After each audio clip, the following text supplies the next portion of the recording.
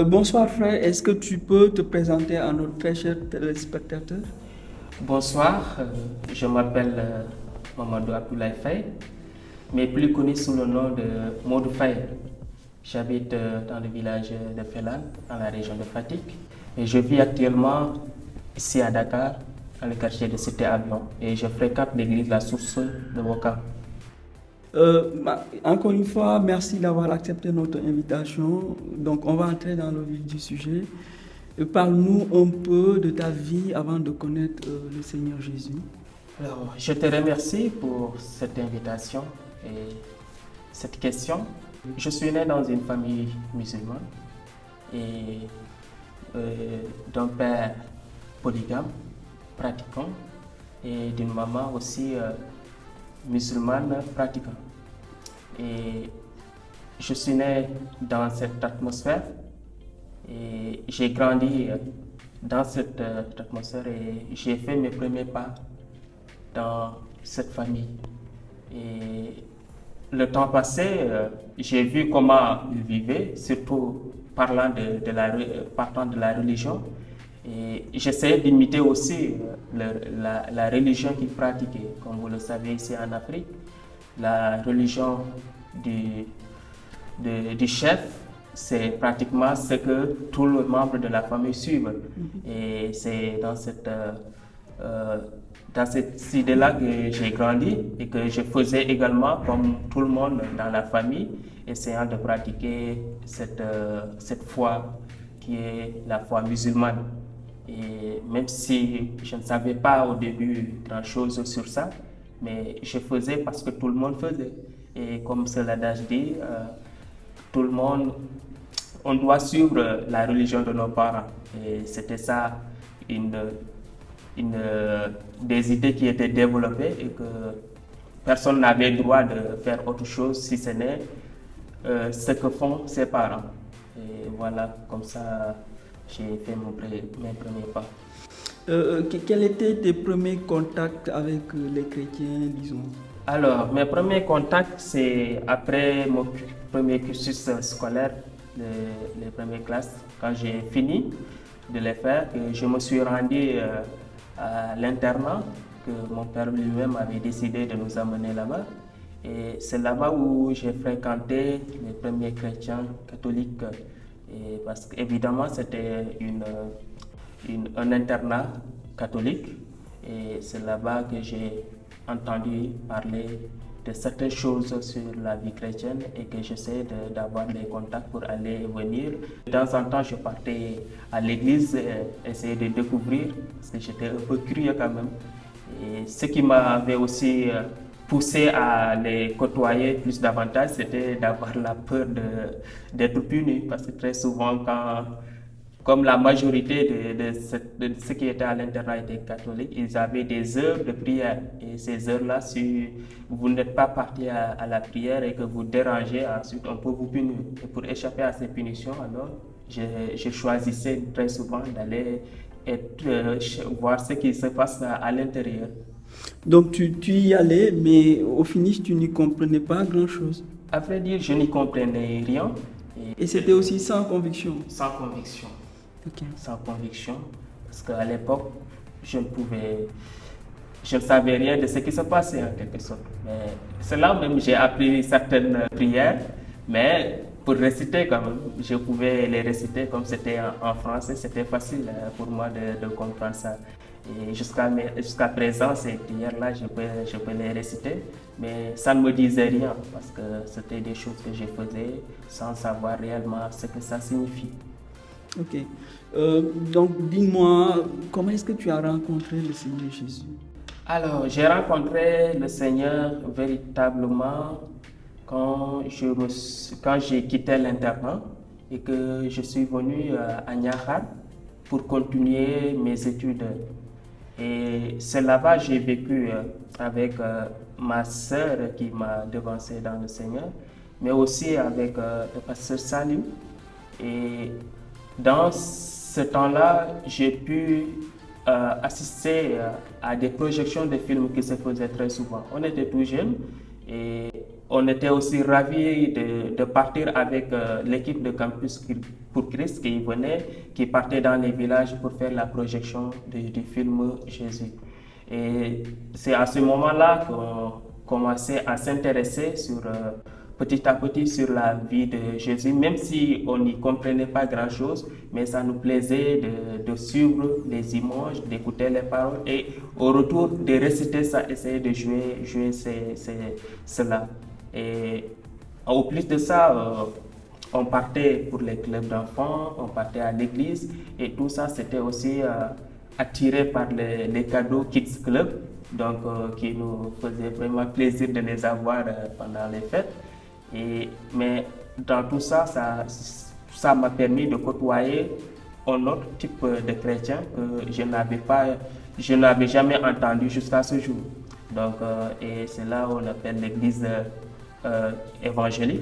Donc, c'est là où j'ai côtoyé premièrement. Et au fur du temps, j'ai commencé à écouter les messages que prenaient les pasteurs. Et ces messages-là m'ont touché. Et ça a commencé à changer ma façon de voir, ma façon de comprendre. Mais ça ne m'a pas poussé automatiquement de prendre une décision. Il a fallu du temps pour comprendre réellement et aller en profondeur de ce que signifiait ce message-là. Et pendant les vacances, je retournais au village, mais je continuer à faire comme eux. Mais jusqu'au jour où j'étais encore beaucoup plus mature pour comprendre certaines choses. Et là, il fallait maintenant une décision que vienne. Mais cette décision, je peux dire que ça ne venait pas automatiquement de moi, mais c'est un ressenti qui était là, de ce que j'entendais et ça a commencé à travailler dans ma vie. Et c'est comme ça que j'ai ressenti maintenant le besoin de me consacrer et de se donner à Dieu. Et sur ça, c'est le message du salut que j'ai reçu en majorité par les pasteurs de l'époque, surtout le pasteur Pierre, que je peux citer. Et ces messages-là, ça m'a touché et ça m'a permis de réfléchir. Et depuis que j'ai écouté ce message-là, comme ces paroles m'ont travaillé et j'ai décidé de prendre une décision en fonction du message de la Bible. Ok, mais quand tu as reçu le Seigneur Jésus, est-ce que tu as, de prime abord, manifesté ta foi au sein de ta famille? Vraiment, je n'osais pas. Pourquoi? Parce que j'avais non seulement peur, mais j'étais très jeune. Et au plus de ça, dans la famille, j'étais le seul garçon qui oserait s'aventurer dans cette religion. Et parce que dans toute la famille, il n'y a aucun qui était chrétien, surtout au niveau des garçons. Et pour te dire, moi, je suis le seul garçon de ma maman. Mais mon père a d'autres femmes et d'autres garçons. Mais dans cette grande famille, je me disais, qu'est-ce qui va se passer après? Et cette peur-là, j'ai vécu avec cela durant un certain temps, que je n'osais pas manifester publiquement cette foi-là. Et pendant les vacances, je retournais dans la famille, mais j'essayais de faire en sorte que je n'attire pas des persécutions sur moi, parce que c'était l'une des premières choses, les préjugés, ces trucs-là. Toutes ces choses n'étaient pas du tout faciles pour moi, alors j'essayais de faire doucement, sans faire de bruit. Et c'est ce qui s'est passé en réalité. Ok. À quel moment tu as réellement manifesté sa foi au vu de tous? Alors, je peux dire que cette foi-là, c'est commencé à se manifester aux yeux de tous. 1 ou 2 années après que j'ai accepté de me faire baptiser. Donc, disons vers 2007-2008. Parce que c'est en 2006 que j'ai, même à Niara, comme j'étais là-bas, j'étais un peu loin de mes parents. Là-bas, ce n'était pas du tout difficile pour moi de se décider sur certaines choses. Mais quand j'ai décidé de me faire baptiser, alors c'est à ce moment au retour que quand il faisait leur pratique, surtout concernant la religion, ils remarquaient qu'en réalité, moi, je mettais de plus en plus à l'égard de ce qu'ils sont en train de faire. Et jusqu'à ce que si je n'oublie pas, c'est ma maman qui m'a posé la question. Et es-tu devenu chrétien? Et là, j'ai dit oui, je suis devenu chrétien. Et là, bon, par amusement, il m'a dit comment on t'appelle comment maintenant? Bon, moi j'ai dit je m'appelle Modou. Il dit, non, quand tu es chrétien, tu dois changer de nom. Non, je m'appelle Modou. Mais ce qui est étonnant, c'est que ça n'a pas apporté un changement radical ou d'une colère que j'avais peur au début. Et c'est depuis ce temps-là, j'ai commencé à manifester petit à petit ma vie de foi. Mais au-dessus de tout, je ne faisais rien d'extraordinaire pour ne pas attirer l'attention parce que la peur était toujours là. Et non seulement vis-à-vis de mes parents, mais aussi de tous mes amis qui étaient là dans la maison, dans les villages. Quand ils faisaient des choses, je ne le faisais pas comme eux. Quand ils se rassemblaient pour discuter, je ne pouvais pas participer à certaines de leurs discussions.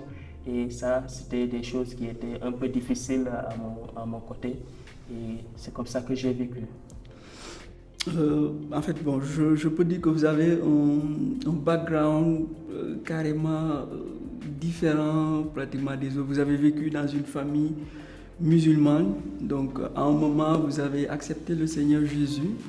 Et d'après votre expérience, quel conseil vous donnerez à ceux-là qui vivent aussi dans des familles qui ne sont pas chrétiennes, que ce soit musulmans ou pas? Là, je l'ai compris plus tard qu'en réalité, c'est le Seigneur qui a mis ces choses en marche. Et en réalité, ce que j'avais peur avant, c'est normal, surtout quand tu te sens seul, là où tu te dis, il n'y a personne pour t'épauler dans cette voie-là que tu es en train d'entreprendre. Et je dis ça parce que quand j'ai accepté le Seigneur, j'avais des sœurs qui m'ont devancé, mais ces sœurs n'étaient pas avec moi dans la famille, ils étaient déjà mariés. Et au plus de ça, qu'est-ce qui allait se passer? Et même si on ne le dit pas, il y a toujours des préjugés que tu peux avoir. Et peut-être l'avantage que j'avais, c'est que je n'ai pas trouvé de résistance vis-à-vis de mon père, qui était très tolérant, et de ma maman pareil. Et ça, au fur et à mesure que ça passait, je trouvais plus de courage. Mais ajouté à tout ça, j'ai compris après que c'est le Seigneur qui a choisi et qu'il avait un temps pour me préparer à arriver au niveau où je suis aujourd'hui. Alors, peut-être nous pouvons avoir des circonstances différentes de la manière dont nous avons reçu le Seigneur. D'autres, ça peut être dans des moments de turbulence, mais moi, mon cas, c'est vrai que j'avais la peur intérieure et j'avais peur de faire certaines choses ou de me comporter d'une autre manière, mais le Seigneur a permis aujourd'hui que toutes ces choses se sont déroulées de cette façon et qu'aujourd'hui je peux maintenant confesser publiquement que je suis chrétien là où je me trouve. Et le conseil que vous donnez à ceux-là qui vivent dans des familles qui ne confessent pas le Seigneur, quel conseil vous leur donnez? Alors, le premier des conseils, c'est savoir en qui tu as mis ta foi et ajouter à cela, avoir de la détermination, savoir que ce que nous avons, ce n'est pas un amusement. Et parce que la réalité est que là où j'étais et là où j'ai vécu un peu, et quand je suis venu au Seigneur, j'ai vu qu'il y a une différence. Et d'abord, c'est ça qui te donnera le courage. Mais ça ne veut pas dire que tu n'auras pas peur. Tu peux avoir peur un certain temps, mais quelle qu'en soit la peur que tu peux avoir, il faut savoir en réalité que ce qui va se passer, ce n'est pas toi, mais le Seigneur qui t'a appelé, qui va l'exercer au travers de toi.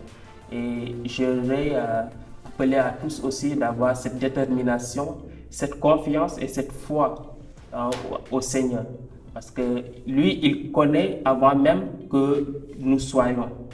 Et il a tracé le chemin. Ce chemin-là, la manière dont il nous guidera là-dessus, nous devons aussi être préparé à le suivre tel qu'il le veut. Et ne pas chercher aussi à choisir ou à faire les choses de la manière dont tu le veux, mais laisse le Seigneur faire les choses de la manière dont il veut que ça se passe. Parce qu'il a les projets qu'il a pour chacun d'entre nous. Alors, ce sont les conseils que je donnerai à tous, d'être encouragés aussi dans la vie au Seigneur, de comprendre en réalité la vie que nous menons en Dieu. Ce n'est pas ce que nous décidons, mais c'est ce que Dieu décide dans notre vie. Merci beaucoup, frère Modou. En tout cas, c'était un plaisir pour moi d'écouter votre témoignage. Et je sais aussi donc que c'est la même chose aussi donc pour tous les spectateurs qui nous écoutent en ce moment. Et j'en profite aussi pour lancer un appel à tous ceux qui veulent en tout cas nous bénir et bénir aussi donc tout le monde donc par le témoignage. N'hésitez pas à nous contacter par l'adresse donc qui va s'afficher sur l'écran. Donc faites-nous signe, laissez-nous donc un mot et on vous fera donc un retour donc par rapport à ça pour voir donc la possibilité donc de le faire. Donc nous disons merci donc à tous et nous vous encourageons aussi donc à visiter le site de Dieu me parle pour plus de vitamines spirituelles en abondance. Shalom à tous, à bientôt. Merci.